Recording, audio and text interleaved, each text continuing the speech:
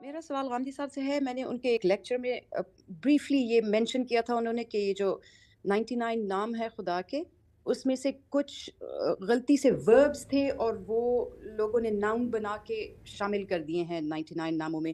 یہ میں غلط سمجھی ہوں یا یہ واقعی آپ نے اسی طرح سے مینشن کیا تھا؟ اور اگر آپ کا یہی مطلب تھا تو پھر کون سے نام ہیں جو غلطی سے ناؤن بنا دیے گئے ہیں بلکہ ہونے ان کو وربس چاہیے؟ اور شکریہ. اگر وربس ہوں تو وہ کیوں ہم ناؤن میں نہ بدلیں؟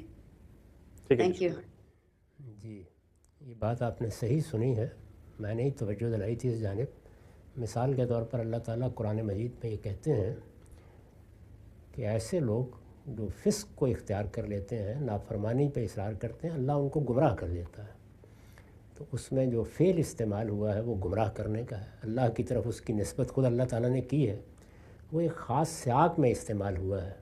تو اللہ کا نام مضل رکھ دینا، گمراہ کرنے والا، یہ بالکل غلط ہوگا. یعنی یہ تو گویا اللہ تعالیٰ کی صفت بنا لینا ہے، جبکہ وہاں اللہ تعالیٰ اپنا قانون بیان کر رہے ہیں. یہ ایک مثال ہے. تو آپ اگر ان کی فہرست دیکھیں جو 99 نام ہیں تو ایسے نام بھی آپ کو ملیں گے. اس میں وہ لوگوں نے شامل کر دیے ہیں، یہ دیکھ کر کے کہا تو ہے اللہ تعالیٰ نے، تو ایسے نام نہیں ہونے چاہیے اس میں. بس اتنی بات تھی.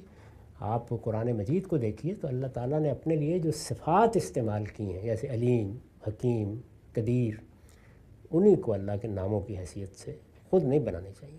ٹھیک ہے سر. اس میں پھر اس طرح کی غلطی ہو جاتی ہے. اس کی کوئی فہرست ہے ہمارے پاس کی رائے میں؟ خیر یہ تو عام مل جاتی ہے، لوگوں نے مسجدوں پہ لکھے ہوئے ہیں، آپ چاہیں تو جو جا جو کے جو درست جو نام ہے، جو ہونے چاہیے وہ والی. ایسی کوئی فہرست اگر آپ لوگ بنا لیں کسی وقت ٹھیک ہے، بیٹھ کے تو ٹھیک اچھا ہے، لوگوں کی مدد ہو جائے گی. ٹھیک میرا سر. خیال ہے تو نہیں اس طرح کی. ٹھیک ہے سر، میں نے بہت کسی شکریہ. موقع پر یہ ان کو بہت کوئی پرانا یاد ہے، یہ توجہ دلائی تھی کہ بعض لوگوں نے فعل کو دیکھ کر اس سے یہ نام بنا لیا ہے اور شامل کر دیا اس میں. ٹھیک ہے سر، بہت شکریہ.